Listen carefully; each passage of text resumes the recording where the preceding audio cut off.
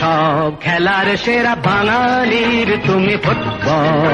নমস্কার, ফুটবল আড্ডা চ্যানেলে আপনাদের স্বাগত।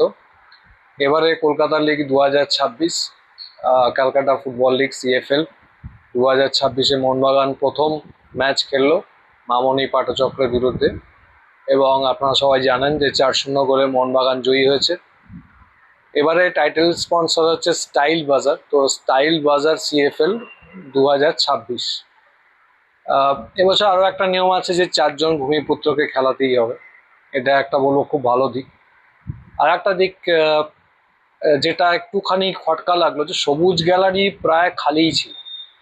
মোহনবাগান বহুদিন পর তাদের নিজেদের মাঠে কলকাতা লিগ শুরু করছে এবং কলকাতা লিগের বাকি খেলাগুলো নিজেদের মাঠেই খেলবে, এই খবরটা ছিল সবার কাছে। তারপরেও দর্শক সমাগম, বিশেষ করে সবুজ গ্যালারি যেরকম কানায় কানায় ভর্তি থাকে, সেটা কিন্তু ছিল না। হতে পারে আজকে সোমবার, সপ্তাহে প্রথম দিন, সেই কারণে হয়তো অনেকে আসেনি। এবং বৃষ্টি স্নাত বিকেলবেলা, সকাল থেকে বৃষ্টি হচ্ছিল, সেটাও হয়তো কারণ হতে পারে। যাই হোক, এটা একটা চোখে আমার লাগলো, সেই জন্য আমি মেনশন করলাম। কারণ আমাদের সময় আমরা যখন কলকাতা লিগে খেলা দেখতে যেতাম, তখন তো টিকিটই পেতাম না, বিশেষ করে প্রথম খেলায় তো ফাটাফাটি ভিড় হতো। যাই হোক, আর একটা জিনিস যেটা চোখে পড়লো, যে র্যাম্পার্টের দিকে যে গোল পোস্টটা, সেখানে হয়তো ফ্লাড লাইটে কিছু একটা প্রবলেম ছিল, একটু অন্ধকার অন্ধকার লাগছিল। যারা খেলা দেখতে গেছেন বা গিয়েছিলেন, তারা একটু কমেন্ট করে জানাবেন যে কি ব্যাপার। ডান দিকটা, র্যাম্পার্টের দিকটা প্রবলেম খানিকটা ছিল। তো ম্যাচে আসি। ম্যাচে এবার মোহনবাগান জুনিয়র এবং সিনিয়রদের মিলিয়ে একটা ভালো টিম করেছে। ISL খেলা কিছু প্লেয়ারকেও, যারা নিয়মিত সেখানে গেম টাইম পায়নি, তাদেরকে এখানে নিয়ে এসছে, তারাও খেলেছে। আর প্রথমেই যার কথা বলে শুরু করব, সে হচ্ছে সায়ন ব্যানার্জি। দুর্দান্ত খেলেছে। দেখুন, অচেনা পরিবেশ, মোহনবাগানের হয়ে প্রথম ম্যাচ খেলতে নেমেছে, ব্যাপারটা কিন্তু বোঝাই যায়নি। মানে বলতে গেলে বাঁ দিক থেকে সায়ন পুরো ঝড় তুলে দিয়েছিল, যেভাবে কাট করে ঢুকছিল, খুব ভালো লাগলো। একজন বাঙালি উইঙ্গার এরম ভাবে ঢুকছে, একদম ফালা করে দিয়েছে। প্রচুর পাস বাড়িয়েছে সায়ন বাঁ দিক থেকে, ফার্স্ট হাফে এবং সেকেন্ড হাফেও। সেগুলো কিন্তু কনভার্ট হয়নি। তো সায়নের খেলায় প্রথম থেকেই একটা জিদ দেখতে পেয়েছি, যে ওকে কিছু একটা প্রমাণ করতে হবে এবং ওকে মূল দলে যেতে হবে। ওর তার পারফরমেন্স দিয়ে তার প্রমাণ রাখছে যে আমাকে কিন্তু ISL দলও নিতে হবে। এটা একটা মোটিভেশন দেখে খুব ভালো লাগলো। একদম মোটিভেটেড হয়ে, পুরো ফোকাসড হয়ে খেলছে এবং যোগ্য প্লেয়ার হিসাবেই আজকে প্লেয়ার অফ দ্য ম্যাচ হয়েছে। অভিনন্দন সায়নকে। এর সাথে কিয়ান যদি ডান দিকটা আরেকটু সক্রিয় হতো, আমার মনে হয় খেলাটা আরও ভালো হতো। কিয়ান অতটা সক্রিয় হয়নি। এই যে কিয়ান, দীপেন্দু, সুহেল, তারপরে সূর্যবংশী তাও হয়তো একটা দুটো ম্যাচে সামান্য লাস্টের দিকে, মানে 80 মিনিটের পরে তো নামার সুযোগ পেয়েছিল, কিন্তু বাকি এরা কেউ পায়নি। এদের খেলায় কিন্তু দীর্ঘদিন ম্যাচ না খেলার একটা ছাপ দেখা গেছে। বেশ কিছু সহজ সরল মিস করছিল। সুয়েলের মধ্যে যে স্পার্কটা দেখা যায়, সুয়েল যে বক্সের পাশে যে প্যারালাল মুভ করে, শাফলিং করে, জায়গা শিফট করে, একদিক থেকে আর একদিকে আসে, সেই ছটপটানি কিন্তু বা সেই স্পার্কটা কিন্তু আজকে সুয়েলের খেলা অনুপস্থিত ছিল। যেটা বললাম, 1 বছর প্রায় মাঠের বাইরে, তারা খেলার সুযোগই পায়নি। সেম জিনিস বলবো দীপেন্দুর ক্ষেত্রেও। দীপেন্দু আজকে বেশ কয়েকটা ভুল করেছে, তো এগুলো আস্তে আস্তে শুধরে নেবে। এবং সূর্যবংশীও মাঝ মাঠে খেলেছে মোটামুটি, খুব একটা যে চোখে পড়েছে বলবো না। মাঝ মাঠে কিন্তু একটা কি বলবো, একটা লিডারের অভাব আমার অন্তত চোখে পড়েছে। আপনারা যারা মাঠে গেছেন বা নাম্বার 10 স্পোর্টস অ্যাপে খেলা দেখাচ্ছে, 149 টাকা দিয়ে আপনারা সাবস্ক্রাইব করে নিতে পারেন পুরো CFLটা, আপনারা দেখতে পারেন মোবাইলে বা স্মার্ট টিভিতে। নাম্বার 10 স্পোর্টস অ্যাপ, তো সেখানে আমি দেখছিলাম।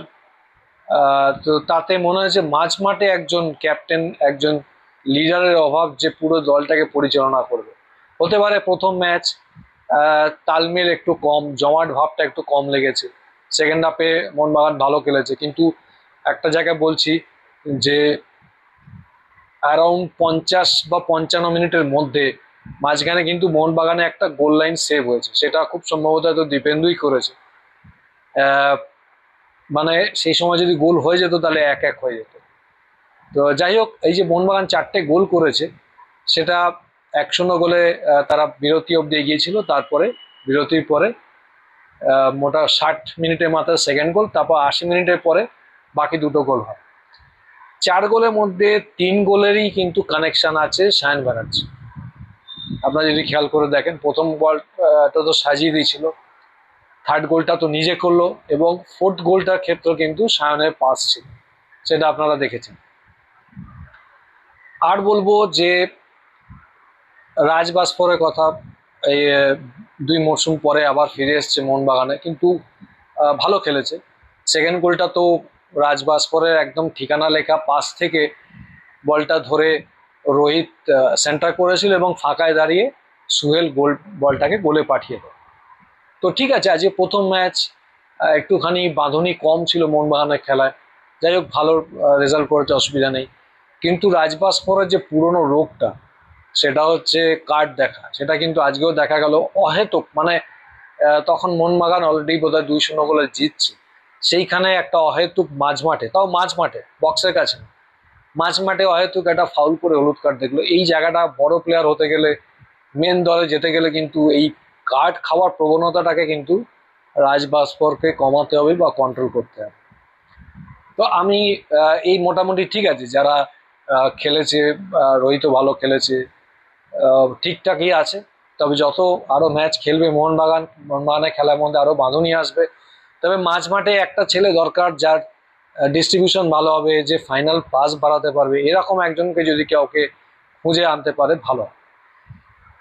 দেখুন, কলকাতা লিগে মোহনবাগান জুনিয়র দল নিয়ে খেলছে বেশ কয়েক বছর ধরে।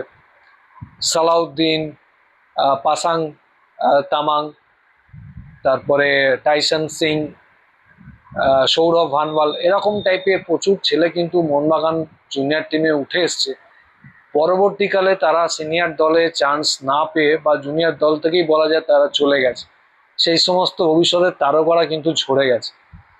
এবারেও দেখুন, গতবারে তো আমাদের যারা বাচ্চারা, মানে উঠতি প্লেয়ার যারা, তারা তো গত বছরে সিঙ্গেল লেগে খেলা হয়েছে বলে একটা ম্যাচে সুযোগও পায়নি। তো এবারেও ডিফেন্সে রাহুল ভেকেকে নেওয়া হয়েছে, যার বয়স 36 বছর।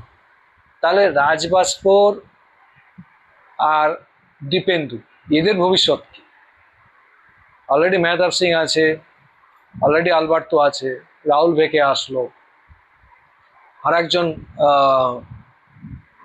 বিদেশিকে নেওয়া হয়েছে পাঞ্জাব এফসি থেকে, আমি নামটা মনে করতে পারছি না। সে যেমন ডিফেন্সিভ মিডফিল্ডে খেলে, আবার স্টপারও খেলতে পারে। তো আমার বক্তব্য হচ্ছে যে এই যে বাচ্চা বাচ্চা ছেলেগুলো জানলোরই খেলছে, এদের ভবিষ্যৎ কোথায়? এদের কি তাহলে নিয়ে গিয়ে সেই আমরা সাইড লাইনে বসিয়ে রাখবো?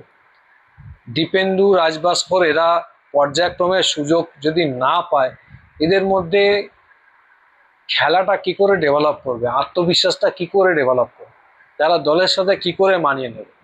এই প্রশ্ন আমার রইল। যারা আমার ভিডিওটা দেখছেন, যারা ফুটবলটাকে ভালোবাসেন, বোঝেন, মোহনবাগান সমর্থক, অবশ্যই কমেন্ট করে জানাবেন আপনাদের কি মতামত। সায়ন দুরন্ত খেলেছে বাঁ দিক থেকে। এবার দেখুন, ছাং থেকে নেওয়া হয়েছে, ছাংটাও প্রায় খেলা শেষের দিকে, আর হয়তো 2 থেকে 3 বছর এখন যে ফর্মে খেলছে সেরাম খেলবে। লিস্টন কোলাসো আছে, মনভীর আছে। তাহলে সায়ানের ভবিষ্যৎ কোথায়, কিয়ানের ভবিষ্যৎ কোথায়? এই ছেলেগুলোকে কোথায় প্লেস করবে? এই শুধুমাত্র কলকাতা লিগ খেলে তারা কি সারা মরশুমটা বসে থাকবে?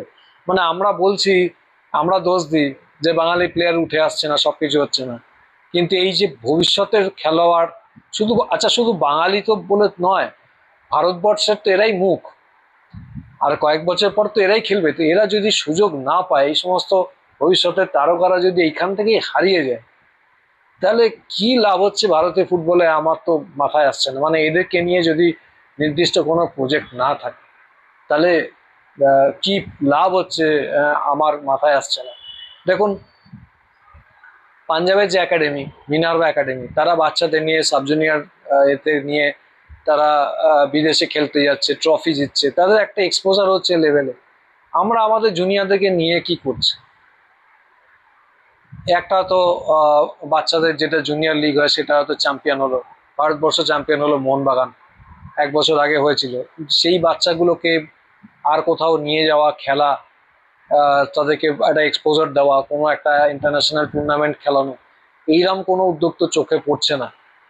আমাদের সভাপতি শ্রী দেবাশিস দত্ত এবং সচিব শ্রী সঞ্জয় বসুকে বলবো যে আপনারা এই বিষয়ে অবশ্যই প্রস্তাবটা রাখুন, যে এদের তো একটা এক্সপোজার দরকার। বা এই যে এখন যারা সিএফএল লিগ খেলছে, এই যে জুনিয়র তারকা যারা ভালো খেলবে, তাদের তো অবশ্যই ফার্স্ট টিমে যাওয়া উচিত এবং একটু একটু সুযোগ পাওয়া উচিত, যাদের তাদের কনফিডেন্সটা থাকে, যাতে তাদের মনে হয় যে হ্যাঁ, ফার্স্ট ইলেভেনে আমিও যদি লড়াই করি, ভালো ফুটবল খেলি, আমিও যেতে পারবো। আর একটা কোশ্চেন আমি রাখবো, আবার আমাদের ক্লাব কর্তাদের কাছেই রাখবো, যে আমাদের মহিলা ফুটবল দল কবে আসবে? এ তো আমরা আমাদের পড়শি ক্লাবকে ফাঁকা মাঠে গোল দিতে দিচ্ছি এবং তারা দিয়েও যাচ্ছে।